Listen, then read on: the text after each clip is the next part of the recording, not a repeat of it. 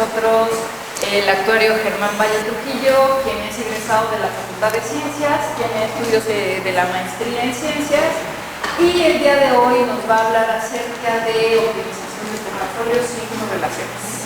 Adelante, Germán. Pues mucho gusto, muchachos. Miren, quería yo traerles esta presentación el día de hoy, porque, digo, además de ser profesor de la facultad, mi trabajo del día a día tiene mucho que ver con este tema. Yo trabajo para la operadora de fondos de Bancomer, y esto que les voy a mostrar, creo que es una aplicación bonita de cosas que ahorita están viendo ustedes y que involucra muchos temas de los que pueden ver en la carrera, ¿no? Aquí estoy haciendo énfasis en la parte de optimización, pero hacia el final de la plática les voy a hacer algunas otras observaciones de otras cosas que también tienen mucho que ver con las cosas que ustedes están viendo o verán o pueden ver, ¿sí? Y que, insisto, o sea, al final del día surge de problemas que me encuentro en el día a día en mi trabajo, y tan es así que esto es un work in progress de las cosas que tengo que entregar para la operadora de fondos, ¿no? Entonces, digo, generalmente no saben qué demonios es una operadora de fondos. Básicamente es una subsidiaria del banco, una subsidiaria del grupo BBVA Bancomer, que se dedica a la administración de fondos de inversión. Básicamente un fondo de inversión no es otra cosa más que un portafolio, ¿sí? Entonces, yo estoy en un área híbrida entre el área de riesgos y el área de inversiones. Entonces, un poquito le tengo que reportar al área de riesgos y otro poquito le tengo que reportar al área de inversiones. Entonces, justamente este trabajo satisface problemáticas de ambas áreas, ¿no? Entonces, para entrarle un poquito al tema, como introducción, les estoy mencionando un poquito lo que o sea, la necesidad de poder hacer esto, pues es obvia, ¿no? O sea, al final del día, para un banco, para una tesorería grande, en mi caso, para una operadora de fondos, pues es vital tener portafolios óptimos, ¿no? Portafolios eficientes. Al respecto, hay muchísima teoría al respecto de portafolios óptimos, portafolios eficientes. Aquí lo que vamos a ver es un derivado de la teoría clásica. Entonces, ¿qué es lo que pasa cuando tenemos portafolios de inversión? Cuando tenemos portafolios de inversión, en realidad hay dos temas que hay que tener mucho cuidado, ¿no? Por un lado, es un problema como tal de optimización porque queremos maximizar ganancias. Eso, a menos de que estén peleados con su vida, creo que eso es lo que ustedes quisieran, ¿no? Tienen una inversión, pues quieren que rinda lo más que se pueda, ¿no? Pero es un hecho que no tenemos una bola de cristal, y como no tenemos una bola de cristal, pues tampoco sabemos con certeza cuánto van a valer los activos el día de mañana o dentro de una semana. En el futuro no lo sabemos, ¿no? Entonces es un problema que tiene en realidad dos vertientes. Por un lado es un problema que tiene aleatoriedad de por medio, porque el día de hoy no sé cuánto va a valer mi portafolio el día de mañana, entonces por lo tanto tampoco voy a saber cuál va a ser mi rendimiento. Y por el otro lado es un problema de optimización, ¿sí? Entonces, esas dos cosas son de por sí interesantes. El problema de optimización sería interesante inclusive si no hubiera aleatoriedad de por medio, pero en este caso, pues sí la tenemos, ¿no? Entonces, como les decía, nos vamos a basar en la teoría más clásica, que todavía el día de hoy se le suele denominar como teoría moderna de portafolios. Si ustedes van y buscan en la biblioteca Modern Portfolio Theory o una cosa de ese estilo, o hacen una búsqueda en Google y le ponen MPT, pues les va a salir, como de primera instancia les va a salir el modelo de Markowitz, y además del modelo de Markowitz les va a salir muchas otras cosas más, ¿no? Yo ya estoy viejito y en mi época pues no teníamos muchas clases de finanzas, pero creo que ustedes ya tienen un montón, ¿no? Un titipuchal. Entonces, si no han visto este modelo, lo deberían de ver en alguna de sus materias de finanzas, ¿no? Y aunque es un modelo de 1950, créanme, se los puedo decir porque lo he visto, porque trabajo con la gente que lo aplica, lo siguen aplicando así tal cual. En muchos casos lo aplican tal cual, y cuando digo tal cual, lo aplican tal cual a lo bestia, sin pensar mucho en las implicaciones de la aplicación misma del modelo. Y aquí baste decir que ustedes como actuarios, como matemáticos, como gente que está preparada en optimización, que está preparada en estadística, en probabilidad, pues su responsabilidad es no aplicar las cosas así como así. Su responsabilidad es aplicar las cosas de manera crítica, ¿no? Y créanme, eso a veces es bastante más difícil que desarrollar el modelo mismo. De repente comunicarse con gente que cree que sabe mucho, pero que no tiene el criterio para aplicar las cosas de manera juiciosa, se echan unos muy buenos rounds, ¿no? Entonces, más les vale tener bien claras las cosas, ¿no? Porque si tienen bien claras las cosas, pues van a poder explicar de mejor manera todas las cosas que ustedes potencialmente puedan proponer en el futuro, ¿no? Entonces, teoría moderna de portafolios, ya vayamos diciendo más bien teoría clásica de portafolios, porque el modelo de Markowitz es un modelo que es de 1950. El cuate por esto se ganó el premio Nobel. Ahorita se los voy a mostrar y van a decir, no manches, ¿y por qué no viví yo en 1950? Se me ocurrió este modelo porque está re fácil y me hubiera yo sacado el premio Nobel con este modelo. Está re fácil, pero pues es como el huevo de Colón. ¿A quién se le ocurrió? ¿No? Entonces, el problema que vamos a ver ahorita es una derivación de este, ¿no? Y de hecho, la grandísima mayoría de los modelos de optimización de portafolios pues no hacen otra cosa más que perfeccionar este modelo clásico, ¿no? Algunos son muy sofisticados, algunos no lo son tanto. No lo es tanto, pero van a ver que, al menos desde mi perspectiva, ya ustedes me dirán, tiene muchos atributos muy deseables, ¿no?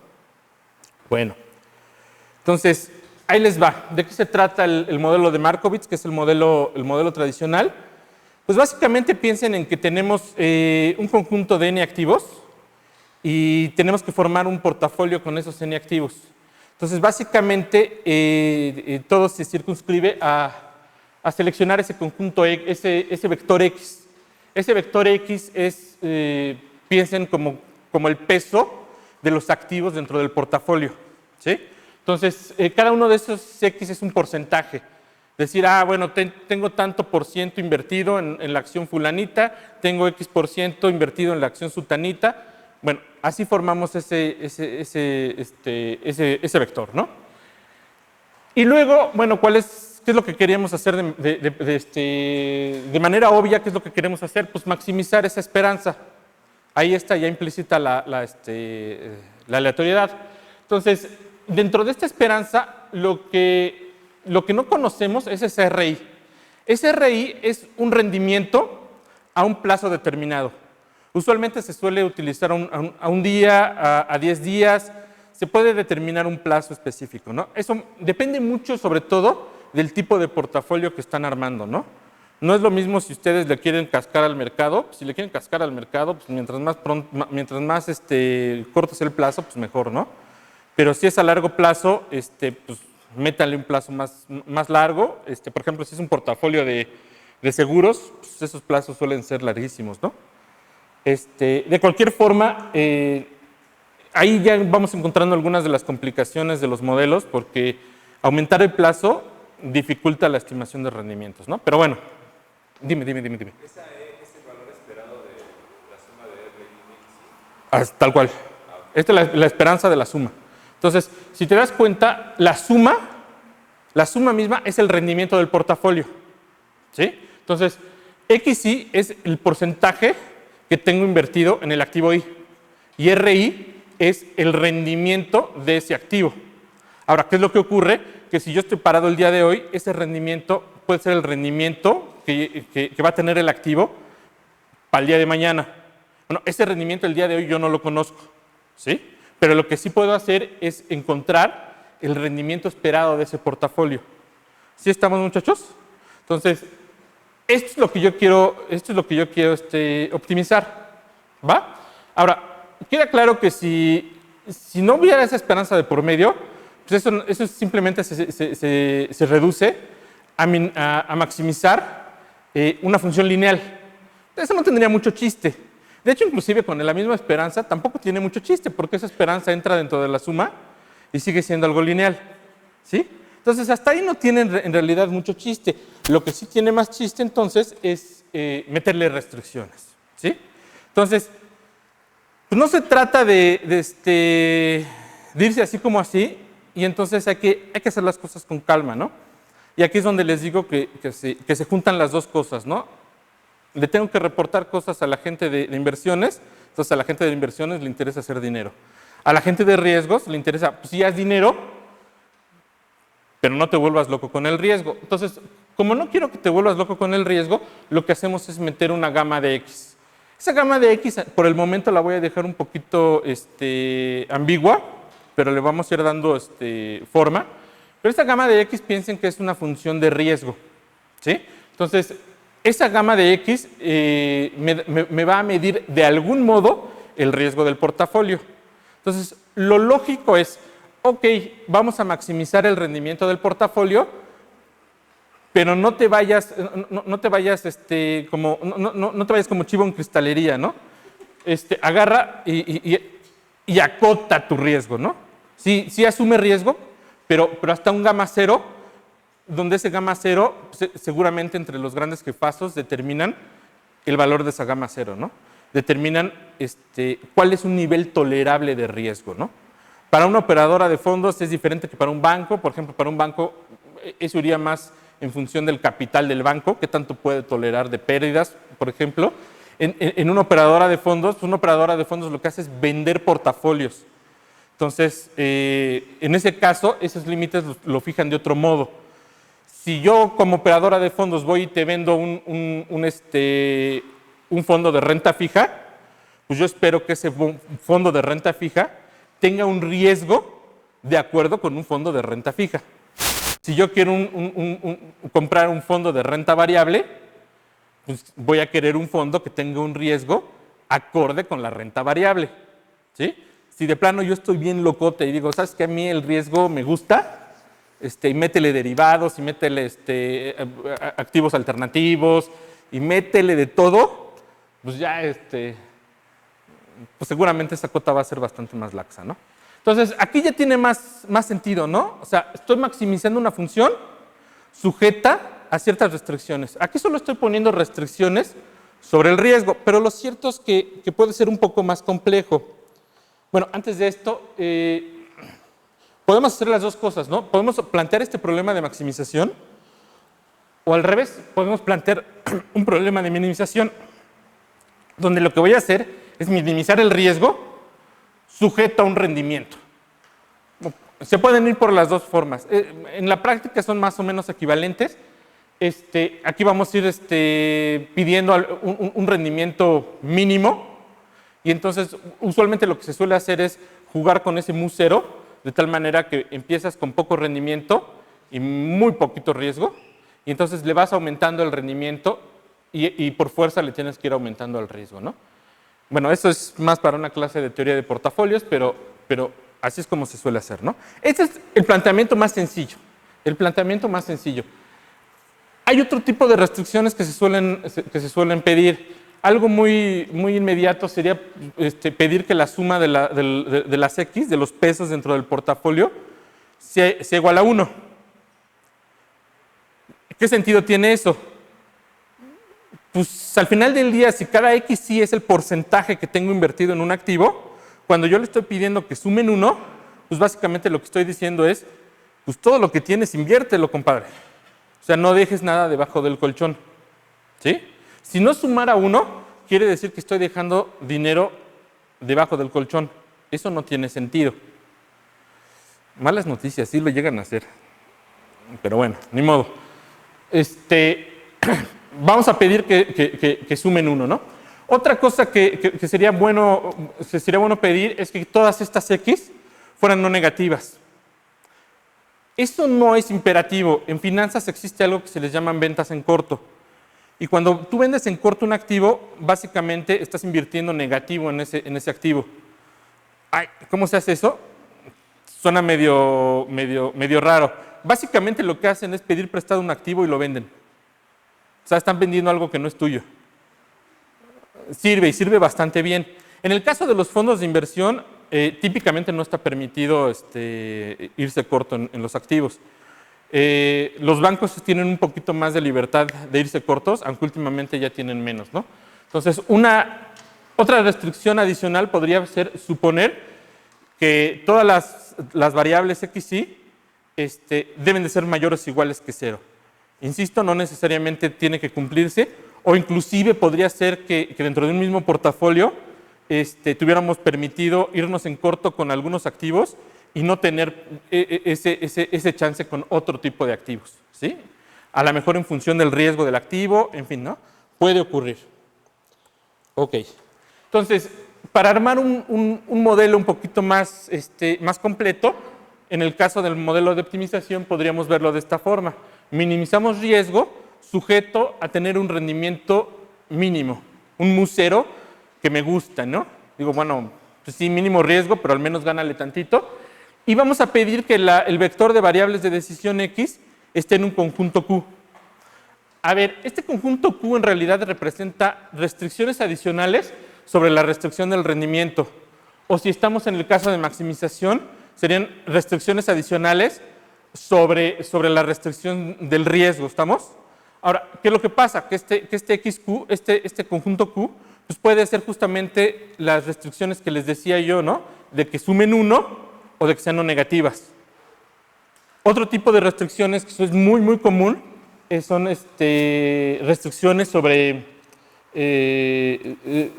límites de concentración que le llaman, ¿sí?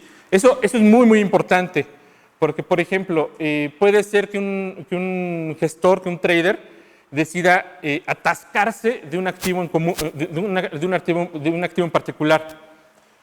¿Por qué? Porque él ve que está dando muy buenos rendimientos. Eso puede ser una muy mala idea. ¿Por qué? Porque a lo mejor sí, dentro de sus cuentitas le dan muchos rendimientos, pero puede ser que pierda liquidez en el camino. Puede ser que pierda liquidez en el camino. Es decir, que cuando quiera vender esos activos ya no pueda. Y eso me tocó verlo con activos. Para los que ya llevaron finanzas, a lo mejor ya les es familiar, para los que no lo han escuchado. Un amigo mío que era trader, en términos financieros se dice tenía capturada una emisión de CETES.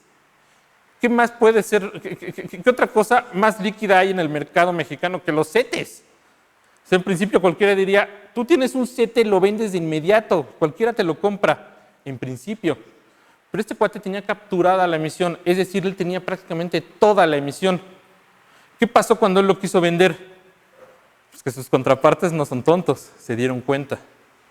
¿Y qué es lo que hicieron? Ah, ¿quieres vender cuando tú tienes toda la emisión? Pues sí te compro. Pero se la dejaron ir.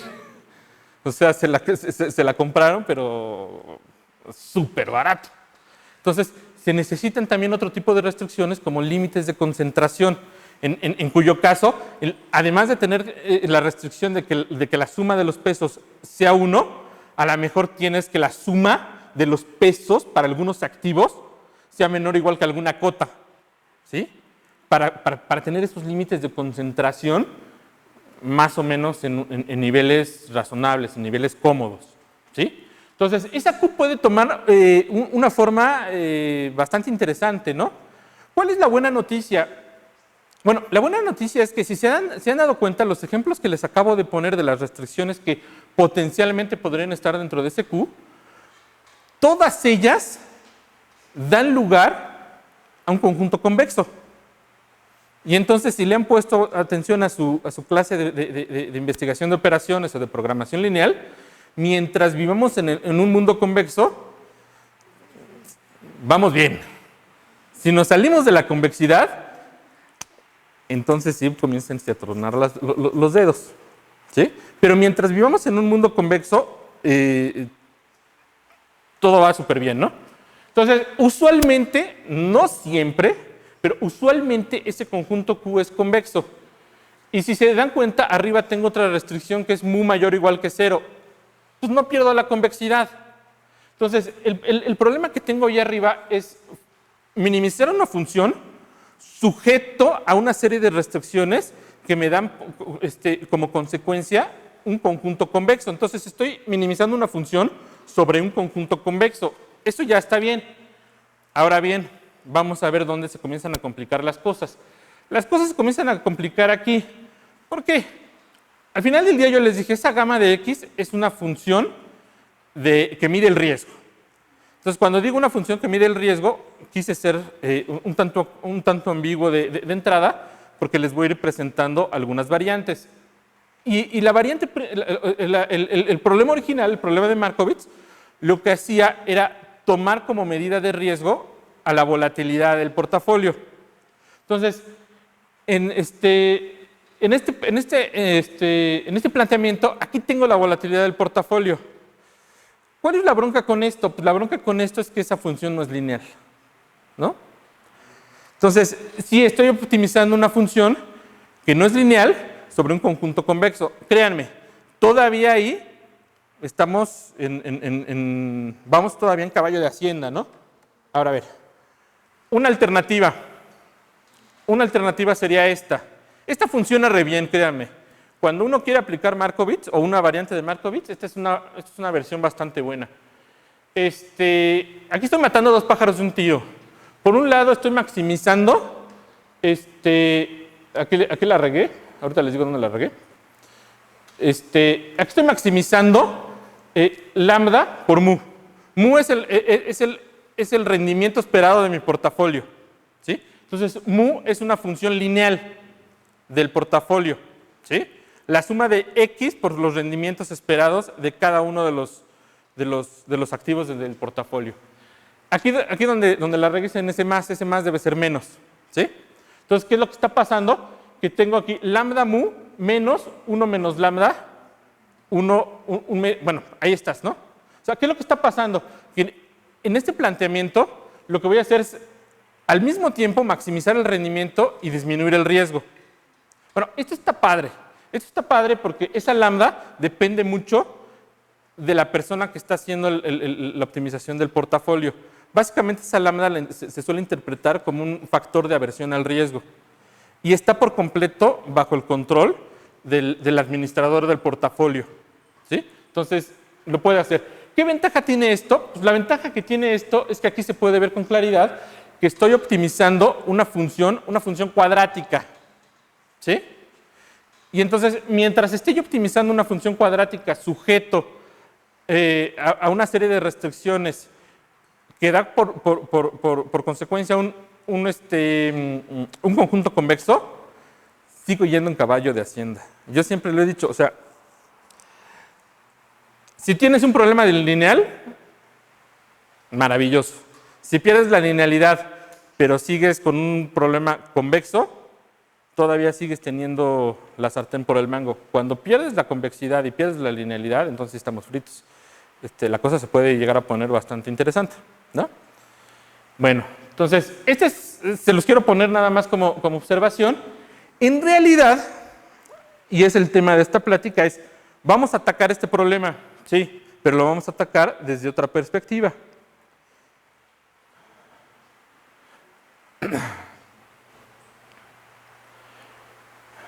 Entonces, a ver, aquí estoy poniendo, ¿por qué pensar en alternativas? Bueno, pues primero porque tenemos no linealidad en el problema y hay otras cosas más, tenemos también aleatoriedad ahí de por medio, ¿no? A lo mejor a ustedes todavía no les ha tocado sufrir con estos temas de aleatoriedad, pero los puede hacer sufrir bastante.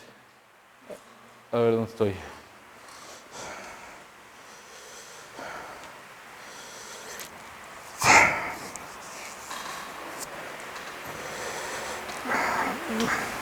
Ok.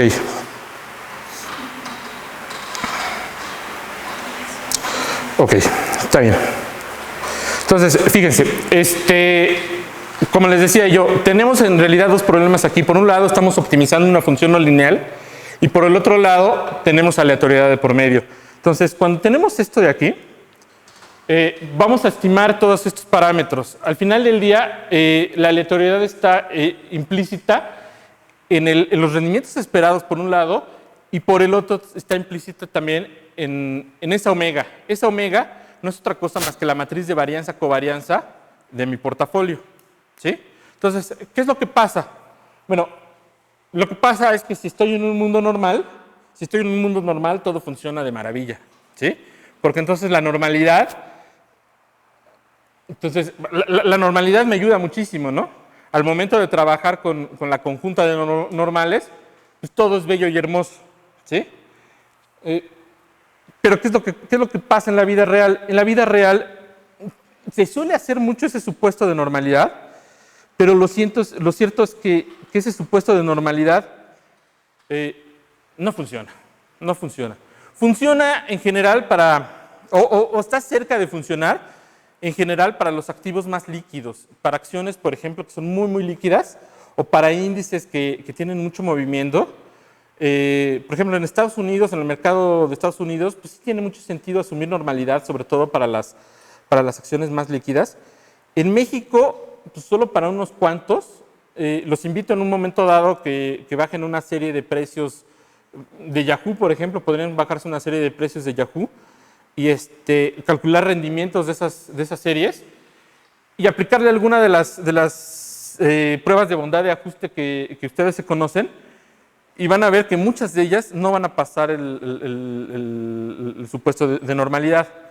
La cosa se complica más cuando nuestro portafolio está mezcladito, ¿sí? Y a lo mejor podemos tener un portafolio mixto, donde ese portafolio mixto está constituido no solo por acciones, sino además a lo mejor también por bonos y a lo mejor además también por algunos derivados de tasas o por derivados de tipo de cambio. Todo eso se da en la vida real. Y entonces estos supuestos de normalidad pues cada vez se van perdiendo más y más y más y más. Basta con que se metan a la página de Banco de México y vayan viendo, por ejemplo, la tasa de referencia de CETES o de TIE, cómo han dado los niveles. No necesitan hacer ninguna prueba de bondad de ajuste. Nada más con que vean la prueba la serie de tiempo, segurito no es normal. Segurito no es normal. Entonces, ese tipo de cosas nos generan problemas, ¿no?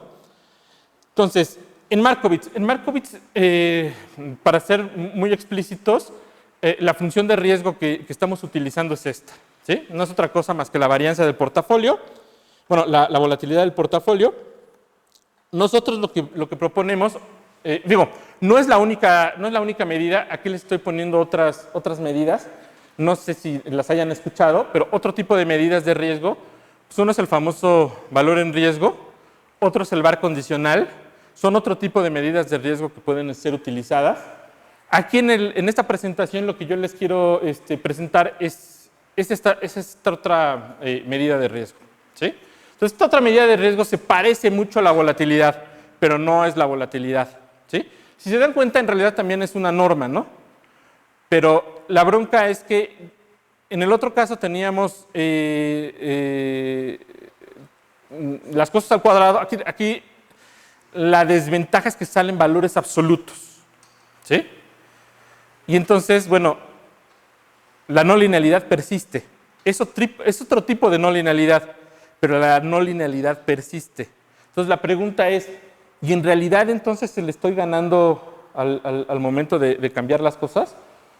Pues la verdad es que sí, y ahorita se los voy a mostrar, ¿no? Por lo pronto, aquí hay algo muy importante que digo, ¿no? Si de todos modos quieren vivir en un mundo normal, optimizar sobre esta función o optimizar sobre la volatilidad es equivalente. ¿Por qué? Porque se puede mostrar sin demasiadas complicaciones que estas dos medidas son proporcionales. Y son proporcionales, la constante de proporcionalidad es positiva, entonces minimizar una o minimizar la otra es equivalente, ¿no? Entonces, ¿qué podemos hacer con esta medida de riesgo? Bueno, antes de decirlo, esta medida de riesgo, dense cuenta que es también una medida de dispersión, igual que lo es la volatilidad. Entonces, no estoy haciendo nada diferente, simplemente estoy sacando una regla diferente, ¿sí? Estoy midiendo las cosas de una manera diferente. ¿Qué es lo que puedo hacer? Pues lo mismo, ¿no? Tenía yo este planteamiento, pero en lugar de poner la volatilidad, pongo esta medida, ¿no? Es la desviación absoluta media, así le pusimos. Si quieren le ponemos de otro nombre, ¿no? Pero la desviación absoluta media. Bueno, esta medida de riesgo tiene una propiedad muy interesante, ¿no?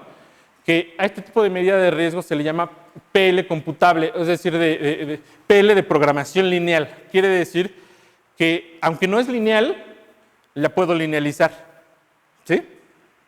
Obviamente esto va a tener un costo, pero vamos a ver qué tan costoso resulta. Entonces, a ver, por lo pronto, ¿cuál es la idea? La idea que nos va a resolver todo es la inclusión de esta PK. Esta PK que es, ok, nosotros podemos tener una distribución muy compleja para describir los rendimientos del portafolio. Bueno, vamos a discretizarla. ¿Cuál va a ser la estrategia para discretizar las cosas? Pues vamos a suponer que tenemos una serie de escenarios, ¿sí? ¿Qué tantos? Muchos. Mientras más, mejor, ¿sí? Y entonces, ¿qué es lo que pasa? Bueno, pues que a cada uno de esos escenarios yo le voy a dar una probabilidad PK de ocurrencia. Entonces, va a ocurrir el escenario késimo con una probabilidad PK, y entonces, en lugar de tener una esperanza que para calcularla probablemente lo que tenía yo que hacer era calcular una integral, pues en lugar de tener eso lo que tengo es que calcular una suma, ¿sí? Ya deberían de estar incómodos diciendo, ¿y bajo qué circunstancias determinas esos escenarios? Bueno, eso se los digo al final. Aguántenme. Aguántenme. Entonces, ya tenemos esa PK ahí de por medio, ¿no? Esto sigue sin ser lineal, ¿están de acuerdo? Sigue sin ser lineal, pero ya se ve un poquito más lineal. Para que las cosas sean lineales, necesito quitar ese valor absoluto de por medio, ¿no? Ese valor absoluto me está incomodando mucho. Entonces, lo tenemos que quitar. De algún modo lo tenemos que quitar. Déjenme ver si tenía yo que decirles algo más acá. No, creo que no. ¿Va? Bueno.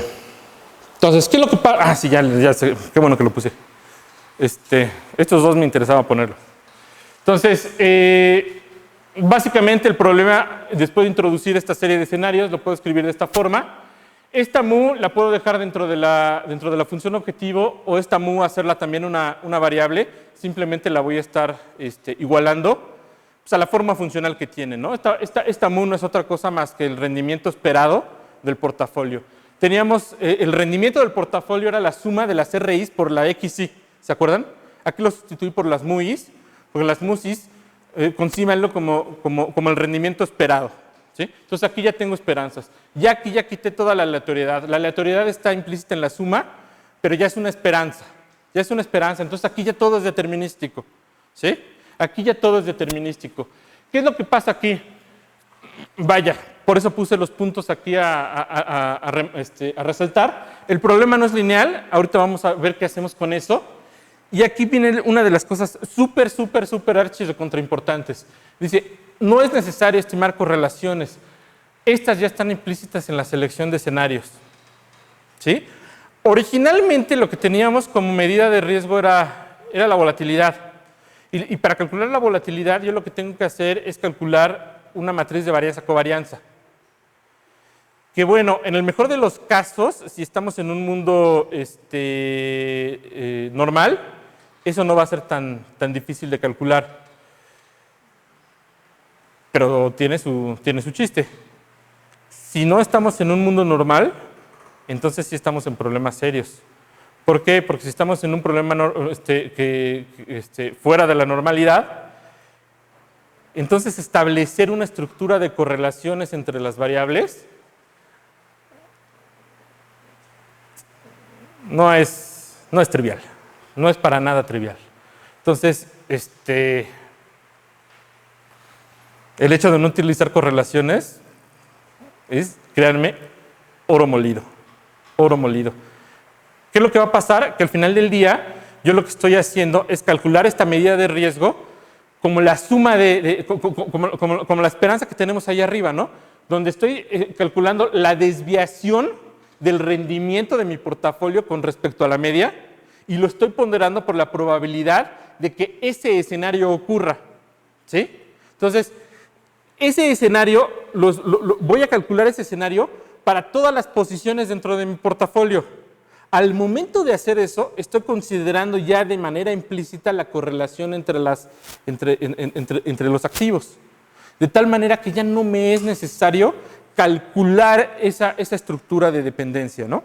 Entonces, eso ya de por sí es muy valioso. No tener que hacer ese cálculo de correlaciones es oro molido. Y si además logro hacer que esto pierda la no linealidad, puedo conseguir que esta cosa sea un problema lineal. O sea, no vamos en caballo de Hacienda, ya ganamos. ¿Por qué? Porque al final del día, aunque en el caso no lineal, en el caso cuadrático, ya existe multitud de librerías, lo pueden resolver en MATLAB, lo pueden resolver en R, lo pueden resolver en Python, muchísimas plataformas. Excel no se los recomiendo, es una cochinada, el solver de Excel. No lo usen, tírenlo a la basura. En serio, evítenlo a toda costa.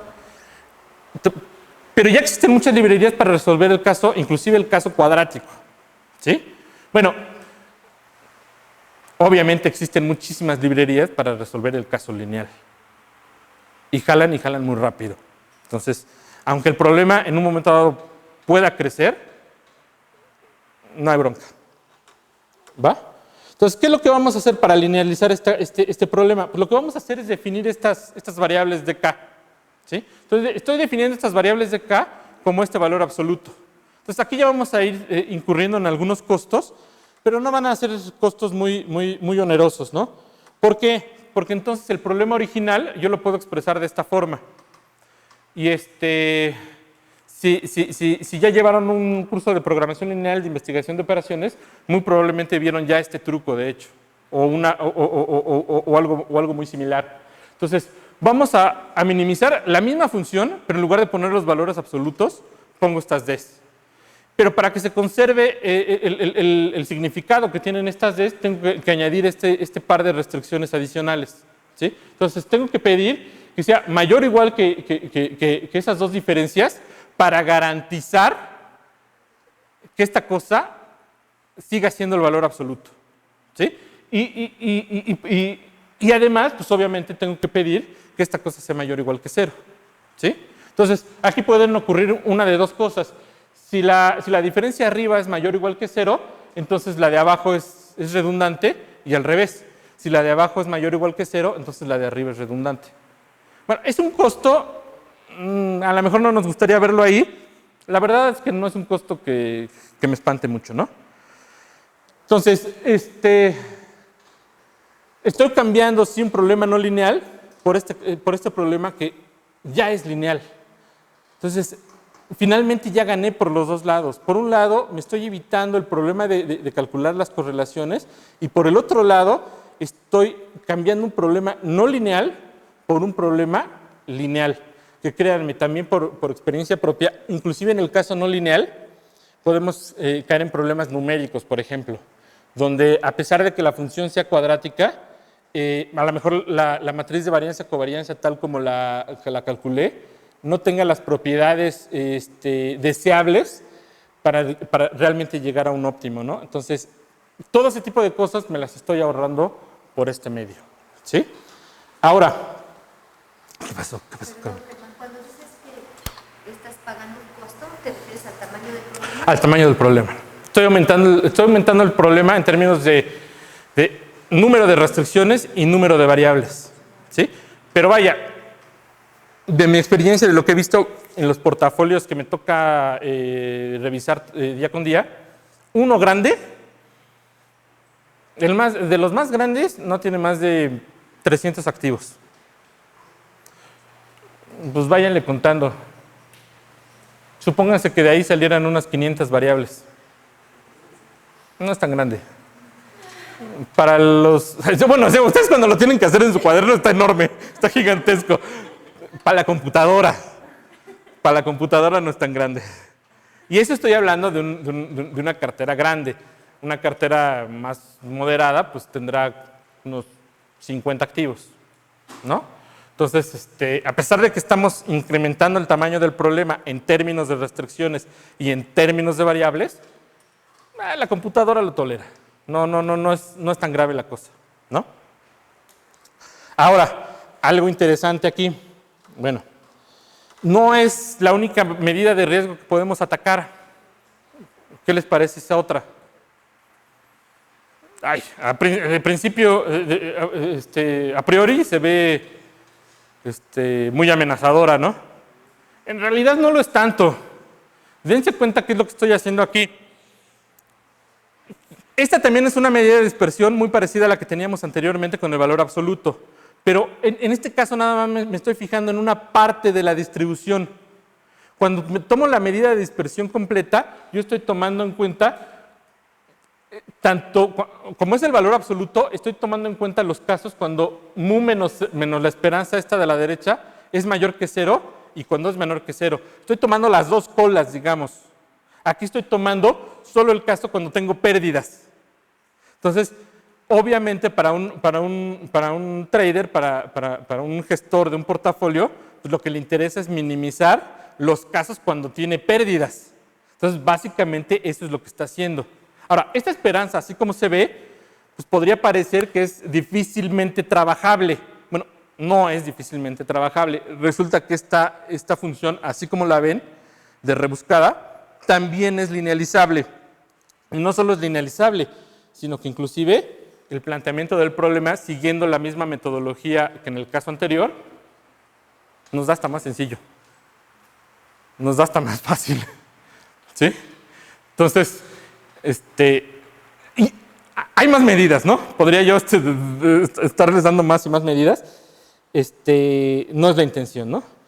Entonces, bueno, me hace falta por decir algunas cosas. ¿Cómo vamos de tiempo? Ya ni sé. Híjole, bueno, estoy llegando así, safe and home. Hay cosas por determinar. Al momento de construir esta presentación, quise enfocarme exclusivamente en la aplicación a la optimización, ¿sí? Pero hay otros detallitos adicionales que tenemos que considerar, ¿no? Para quien ya haya tomado análisis de riesgos financieros, por ejemplo, esta metodología tiene mucho que ver con una forma de calcular el valor en riesgo, que es el método histórico. Espero que para algunos de ustedes ya les sea familiar lo que estoy diciendo al respecto. El valor en riesgo es algo muy importante para las entidades financieras hoy en día.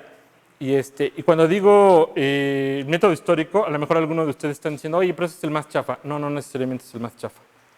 Dentro de los métodos para calcular el valor en riesgo pues, está el método histórico, está el delta normal y está por Monte Carlo. Más o menos en orden de complejidad. Algo que se tienen que llevar en la mente de aquí para el resto de sus vidas, no porque un modelo sea más complejo o luzca más sofisticado quiere decir que es mejor. Tienen que tener el criterio suficiente como para saber en qué momento es más adecuado aplicar un modelo o aplicar otro. No se deslumbren por la complejidad que en un momento dado un modelo puede presentar. El método histórico tiene muchas ventajas. Y entonces, ¿por qué lo estoy diciendo? Porque cuando les decía yo el tema de los escenarios y asígnale una P, esto está muy relacionado con ese método histórico. ¿Y qué es lo que va a pasar? En el método histórico lo que se hace para calcular el valor en riesgo, que como dije es otra medida de riesgo, es generar escenarios históricos. Tradicionalmente se toma un año de historia, 500 días de historia, 3 años de historia, y se asume que el portafolio va a replicar esa historia conocida. Y en función de esa historia conocida, se calculan pérdidas y ganancias. Y en función de esas pérdidas y ganancias, se genera una distribución. Y con esa distribución se obtiene un cuantil. Ese cuantil va a ser el valor en riesgo. Pero ¿qué es lo que pasó? Que el origen eran esos escenarios. ¿Sí? Bueno, nada nos impide que esos escenarios sean exactamente los mismos escenarios que yo ocupe para esta optimización. ¿Sí? En ese caso estoy suponiendo que la probabilidad es uniforme y que todos los escenarios son igualmente probables. Pero ahí es donde ustedes tienen la sartén por el mango, y aquí es donde lo digo. ¿Queda un cabo suelto? Pues sí, ¿cómo hacemos esa discretización? Como se los estoy diciendo, es una alternativa. Ay. Se me escondió una... Por alguna razón se me escondió una lámina, pero bueno. Entonces, en ese caso, esas pecas, pues simplemente es una distribución uniforme, pero nada nos impide cambiar esa distribución. Podríamos hacer un supuesto diferente, donde a lo mejor ya introduzcamos cosas un poquito más de nuestro saber diario, ¿no? Donde digas, bueno, es que yo creo que sí, un poquito al dedo si ustedes quieren, pero yo creo que tal o cual escenario es más probable que ocurra. Entonces podríamos hacer un pequeño análisis de estrés ahí, donde a lo mejor a algunos escenarios les asignemos mayor probabilidad de ocurrencia que a otros. Esa sería otra alternativa, por ejemplo. Más cosas que hay que hacer es, ya entrando más en el tema probabilístico, estamos optimizando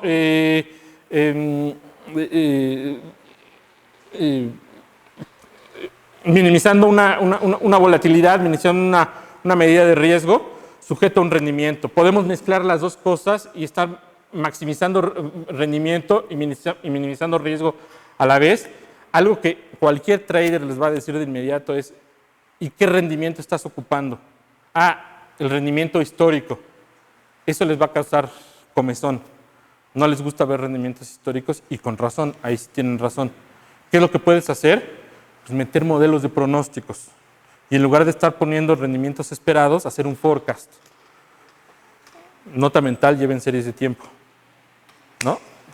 Y no solo sirve también para estimar los rendimientos esperados, puede servir también para darle una manita de gato a los escenarios mismos. Los escenarios mismos hay técnicas que les llaman técnicas de filtrado, donde esos escenarios los ajustan por la volatilidad histórica que haya tenido el portafolio en el pasado. De tal manera que son más descriptivos de la historia del portafolio. En fin, lo dejo aquí, muchachos. Esta es la parte de la optimización, pero sí quería que medio vislumbraran que para aplicar esto hay muchos otros detallitos en los que también hay que fijarse, ¿sí? Y otras cosas padres que hay de por medio. Bueno, con esto termino, muchachos. Les agradezco mucho.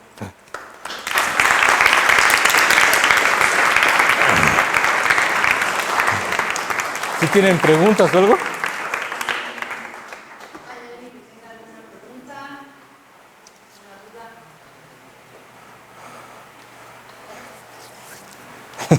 Yo soy muy claro cuando explico. Bueno, pues entonces le agradecemos a tu hermano. Gracias, muchachos.